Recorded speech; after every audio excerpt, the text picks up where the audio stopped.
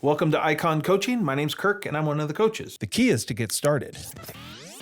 In today's video, I want to talk about motivation and a central question that we get asked a lot. The question is simply this: how do I motivate my employees? To understand this question, to answer it well, we have to first understand two different types of motivation. There is a motivation that is external to us. It's referred to as extrinsic motivation. It's the ability to do something to someone's external world by giving them a prize or punishment. We know from lots of psychological work that punishment and reward systems are motivating. But here's the thing: if you're using them to get somebody else to do something that you want done. And that is always an attempt at control. External motivators, punishment and reward systems, when you're asking someone to do something that you want done, is you attempting to control them. There's nothing wrong with that in particular. It does work. But you need to know that whenever you say the words, "How do I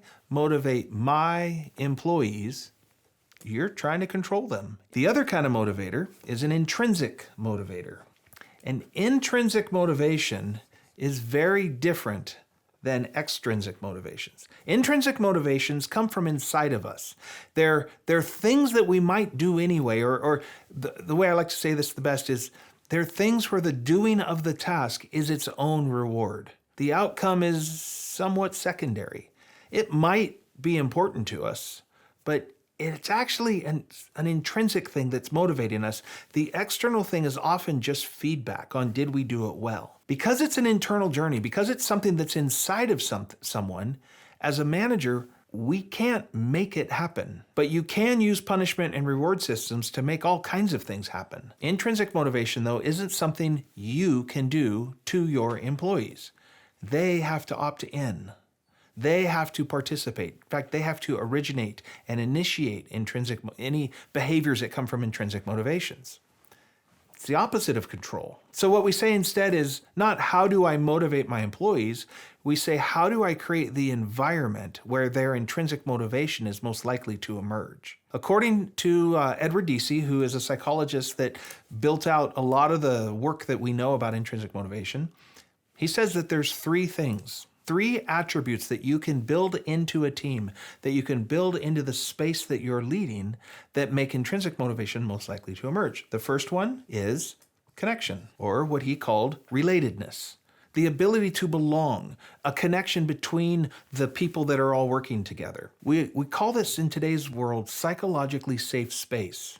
It's a place that is safe enough for you to show up as your whole self. And when you get to do that, when you get to bring your whole self to work, it's just more exciting, it's more fun, and it will tap into something that is inside of you. You're bringing you to work. 2, competency. When you're asking someone to do work, or you're creating space in which people are going to do activity and create value, if they don't have the competency to do the work, they get scared, they get uncomfortable, it stifles them in some way. We want to make sure that people have the competency to do the work that is around them. Now, it doesn't mean they have to be the best at it. It doesn't even mean they have to have mastered it yet, but they have to be on their way to mastering it. In fact, the pursuit of mastery is one of the things that drives us internally. We want to grow in our competency, but if we're not good at all at the thing, it's just overwhelming. It's scary. It doesn't feel like we can do a good job. Imagine a high school batter suddenly stepping up to the plate in a major league game. In high school, they have the competency to play the game at that level really well, and you can watch them bring their full selves. But when they're staring at 92-mile-an-hour fastballs or faster, it's just overwhelming. They can't see what's going on. They can't read the pitches. They're not good enough. And it doesn't feel good. That's not the right space for them to be in. They need to go to the next level, which is college. The third one is autonomy. And autonomy is the ability to self-determine, the ability to make choices, the ability to show up as the best version of yourself, and then do that in a way where you have room to move, where there's a space in which you get to make the decisions. Doesn't mean you get to make all the decisions.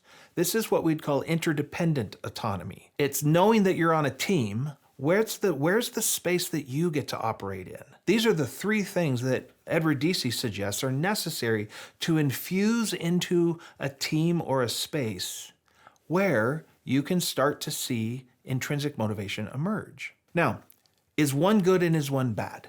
How do we think about that? And it's often the case that people, once they learn about intrinsic motivators, will start to go, oh, well, external motivators are bad. We don't want to use those to motivate anymore because they're controlling. These are autonomy producing.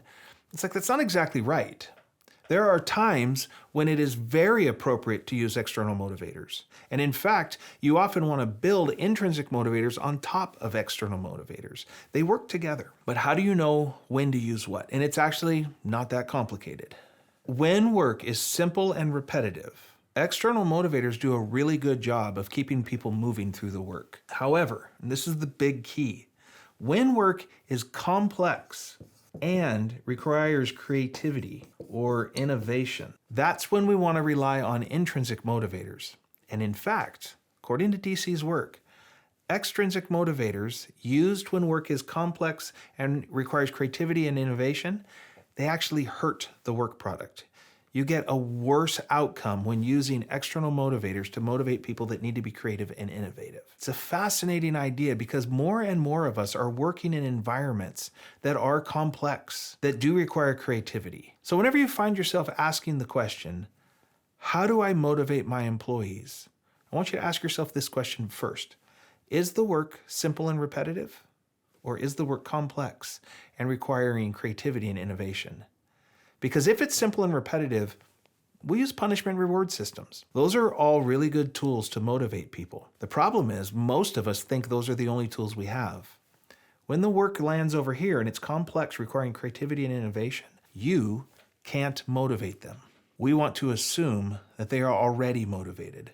And it's your job as a leader to figure out how to set it free.